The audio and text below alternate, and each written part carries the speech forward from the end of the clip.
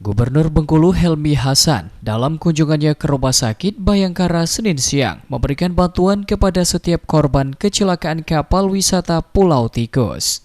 Gubernur Bengkulu menyampaikan kejadian serupa tidak boleh terulang kembali. Kecelakaan tersebut merupakan musibah yang tidak bisa dihindari.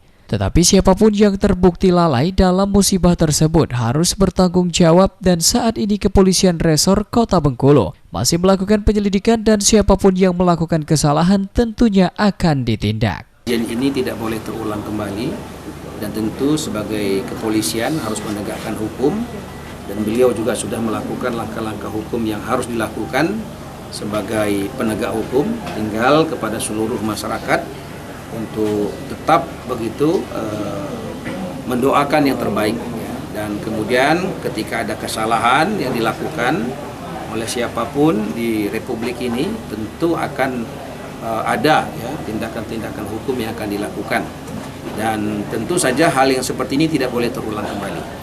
Sementara itu, selain dari pemerintah Provinsi Bengkulu, para korban yang masih dirawat juga diberikan santunan oleh Jasa Raharja Bengkulu. Disampaikan Kepala Cabang Jasa Raharja Bengkulu, Fitri Agustina, korban yang saat ini masih dirawat di rumah sakit diberikan santunan sebesar 20 juta rupiah untuk biaya pengobatan. Sedangkan untuk korban meninggal dunia diberikan santunan sebesar 50 juta rupiah kepada ahli waris. Sedangkan bantuan untuk korban luka akan diberikan melalui rumah sakit. Ditambahkan Fitri, untuk persyaratan mengklaim bantuan yang disediakan oleh pemerintah Bengkulu, korban diwajibkan untuk melampirkan laporan ke kepolisian. Kemudian surat kesehatan yang ditandatangani oleh pihak rumah sakit dan identitas diri. Persyaratan klaimnya yang pertama yang pasti adalah laporan kepolisian. Kalau untuk korban luka-luka ya, itu laporan kepolisian, dan yang pasti karena sudah pasti dirawat di rumah sakit, nanti ada surat keterangan kesehatan yang ditandatangani di rumah sakit dan identitas, hanya itu saja. Gitu. Jadi nanti biaya perawatannya nanti langsung diklaim langsung oleh, misalnya ini di Rumah Sakit Bayangkara, nanti Rumah Sakit Bayangkara yang akan klaim langsung ke Jasa Raharja.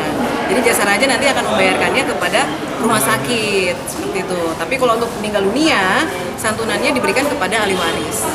Yang tadi sudah secara simbolis diberikan oleh Pak Gubernur.